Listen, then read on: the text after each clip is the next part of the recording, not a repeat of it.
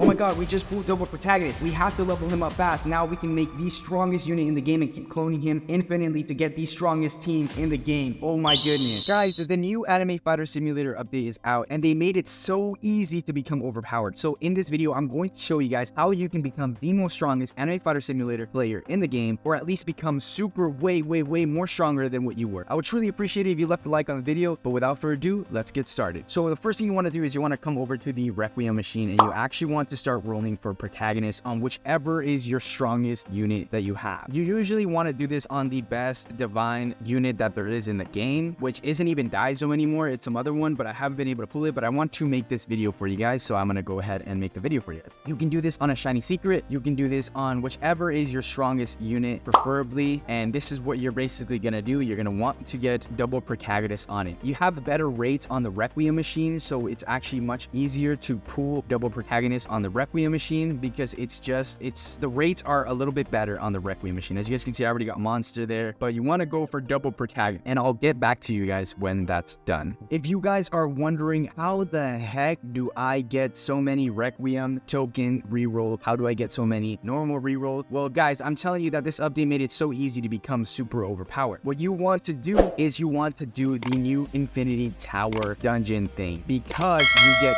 so many drops. What you want to definitely do is try to get the drop artifact and try to get the double draconic team, which I've made videos on both of those things, so you guys should definitely check that out if you want to learn that stuff. Otherwise, just search it up and maybe you'll find my video. But you want to try to get the drop multiplier, which is down here in the bottom right corner. Just as high as you can get it, it doesn't matter, right? Like the higher you can get it, the better, and the higher you can get it, the more drops that you're going to get. And that's how you get all of these reroll tokens. And if you're wondering how do you pull overpowered units, you want to increase your luck chance as well as max open on the highest map over and over and over. If you want to know how to limit break them easier, you just have to clone the divine unit without it being a shiny. You want to clone it 3 times, then turn it into a shiny, and then limit break it.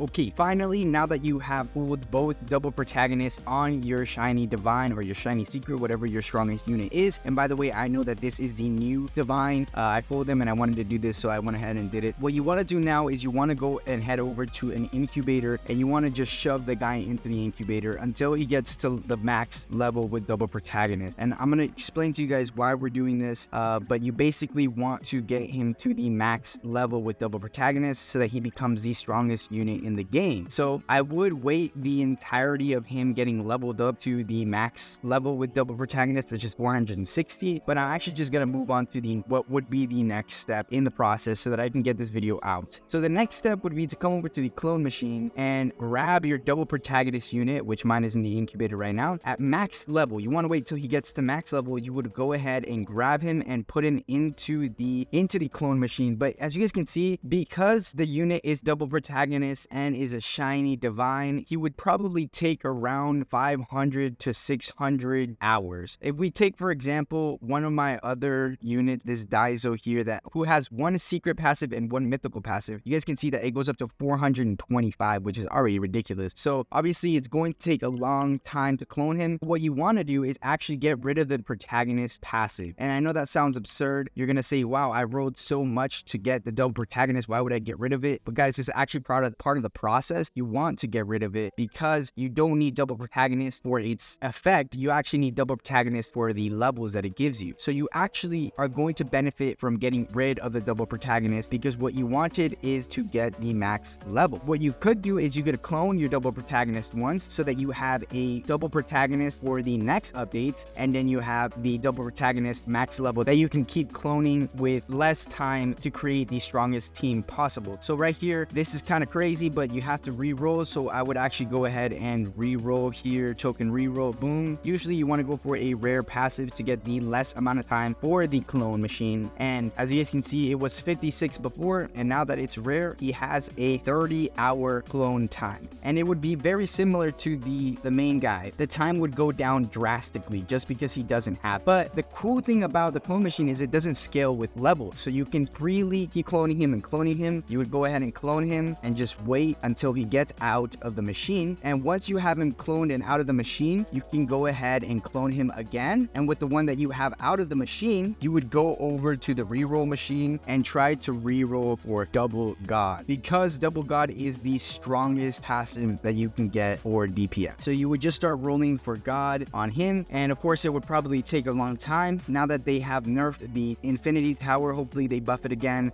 Hopefully you can get more rerolls, but if not, you just need to keep doing dungeons. But you would just want to reroll for God and Double God, or you could also go for Double Monster, but preferably you want to go for God, as it is the strongest passive when you get double on it. And also, guys, I know that I didn't do the complete thing, but I will be releasing a video in the future once I can get all of it onto Giordano and make a strongest Giordano in the game for you guys. But for right now, I just wanted to give you guys a rundown on how you can make the strongest team possible. I've been focusing these last few weeks on getting my double light speed, my double draconic, and my double lucky, which I actually don't even have a double lucky team. It's gonna take too long, but I did get my double draconic and my double time light speed, which is amazing, and it's all I really need. I don't really need a double lucky now that I have Giordano. So yeah, guys, that's pretty much it for this video. I hope you guys enjoyed. Just wanted to show you guys how you could become absolutely busted in the game. You want to get double protagonist, level him up all the way, and then clone him and clone him and clone him and get double God on him. That's pretty much the rundown on it.